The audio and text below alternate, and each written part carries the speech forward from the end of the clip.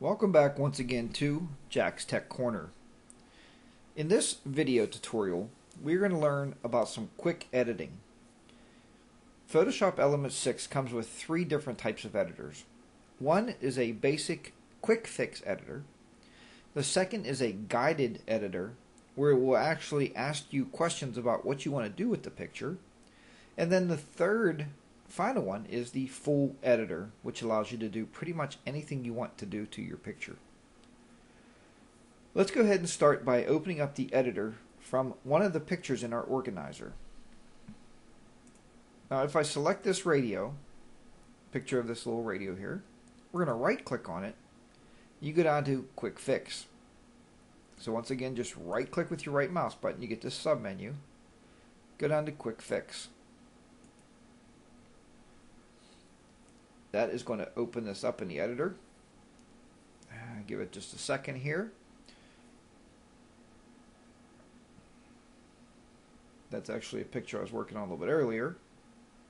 Okay, so we have this opened up in the editor. Now we can do a few basic different maneuvers or basic different touch-ups on this picture. First, I want to tell you about a couple of these tools. Here's the first one, is the Magnifying Glass, which is a zoom tool. Anything you click on, I'll click on this remote, it will zoom it up. You can see where it's pulling just that remote. It's centered on that remote and pulling that remote up to us so we can actually get a closer look. And why would you want to do that? Don't ever work on a picture in the editor. Say you're working on some spot, or maybe we're working on this remote, we're going to change the colors of the buttons. You should never do that when it's into a fit screen mode. Always zoom it up so you can see what you're working on.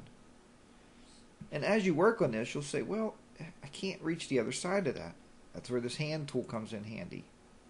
Now we can actually move the picture around, and we can work on this side of the buttons and this side of the buttons very easily. You can move the picture around and get to any other detail you might want to get to. And you can see how nice that zooms that up. You can read these actual game cans here. It's underneath this little stand. To get it back to the normal size, just click on the button that says Fit Screen. Now, if you want the picture to be very large within this window, click on Actual Pixels. That's the actual pixels that your camera has taken this picture in, so it's very large. I like to keep it on Fit Screen to do most of my work, unless I'm working on certain areas. The next is a Quick Selection tool. And this works very well for selecting different parts of your picture, and it usually works based on color range, or as you go along you can add more to your selection.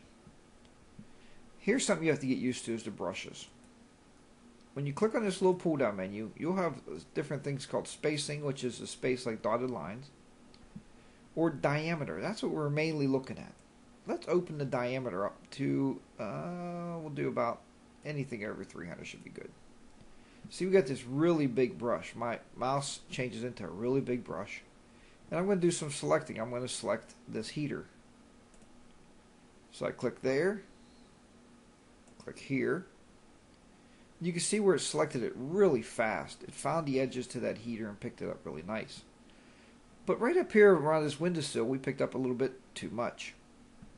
So now we have to deselect some of that. Let's lower the diameter of the brush, and you'll get used to these brushes after a while. It took me a while to catch a hold of it using different brush sizes. And go down here and click in the middle here, and you're going to see where it's going to deselect that. And it's going to kind of look for the edges of that heater. That's kind of what we're working on. And there you go. Still not absolutely perfect, and you can work on, you can add to it. You can add a little bit, maybe lower your brush size diameter down a little bit more. You get down here, you can add a little bit more to it. So you can kind of get it more on the edges if you wish. When you get that brush, you can see when the brush size is small, it's even harder to work. It gets really, really touchy and really tight in there. But that is actually how you would use your brushes to do some basic selecting. You would use a quick selection tool and select. To unselect that, just go under select and deselect. Now we're going to talk about a tool that I use a lot called the cropping tool. Here's the cropping tool. What this allows you to do is crop your pictures. We have this heater in here, we have those cords hanging in this plug. We don't want to see those. Let's crop this picture out a little bit. All we want to focus on is the radio itself. So we have the radio kind of selected there. Getting ready to crop. Pull this out a little bit. Pull this down. Let's see how nice this looks now. Click the little check mark. And there you go. That's the actual picture right now. That's going to be the actual picture without all the stuff around it. At that point, we can hit reset to take it right back to our normal picture. So, that is how we crop the picture out. The red eye removal tool works if you're doing portraits and you have some red eye. You can very easily remove the red eye. The next thing about the quick edit here that I like to look at, see where it says view after only? You can change this, and we can look at before and after horizontal or before and after vertical. Let's go to the vertical. This is the original on top. This is our edited picture down below. So why is that important? That's really critical when we start looking at color and lighting. When we start playing with these types of settings. There's also an auto fix. Now, the auto fix or smart fix, if you click on this, it's going to take its best guess and change that picture to something different, or change the lighting. It could change the coloring based on what the computer believes it may need. And there we go. The auto fix is going, and we're going to have a look at the new image. Okay, there's really not a whole lot of changing that I can see that went on. It might have lightened this blue up a little bit in the background, but other than that, I think it's pretty much about the same picture. So let's go ahead. The red eye fix we don't need. It has an auto red eye fix, but we're not working on portraits here. Let's go ahead and just look at some of the different levels. Here's auto levels, auto contrast, or we can do things like light and shadows. If you pull this over, you'll see the effects on it. See, it's looking at the shadows and it's trying to lighten those up a little bit. So you would adjust that based on however you'd want to see that. Darken highlights. See, there's some highlights in here. If we darken those out a little bit, see how that darkens that highlight out a little bit? Alright, you can lighten your shadows up a little bit more, maybe put a little bit more light on it, but it kind of got rid of that big blast here. See right here? That's nice if you're trying to tone down maybe a real hard flash. Let's look at the mid-tone contrast. We can pull this back, take a look. See, it doesn't look too good. Pull it back over. Yeah, we'll just leave it about where it was. Once you're done making your lighting corrections, just simply click the check. And that would kind of lock those in.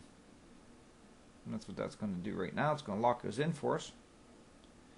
And we'll get that done here in just a second. Alright, so it locked those in. Now we can change the color. We can change the saturation. We can do an auto color and let the computer figure it out. Or we can do a saturation. You can see, look how we changed it, lowered the saturation. More saturation. Look how nice the blue's coming up really dark. And look at this tabletop. When I change that saturation, how much nicer that come out. Look, this is a little dingy looking. And we're going to bring that saturation up. You could bring it up even more. But we'll drop it back a little bit. That way the wall is not overbearing to the front of the picture here. What's in the forefront. The hue, you can change your color or your hue. See how we actually changed that really quick. The background's now green. That tabletop is no longer brown. Change it back. We can go, look, purple and green. Change it back. Alright, let's just try to set that so it's more like it was. There you go. It's out really nice. It's bright looking.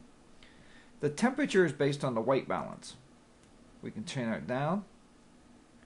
And we can turn it back up. Alright. The last thing is the tint. And you can turn the tint down or back up. Alright folks, we're going to run out of time here for this video. Thanks for watching. If you have any questions, contact me at jackstechcorner@gmail.com. See you later.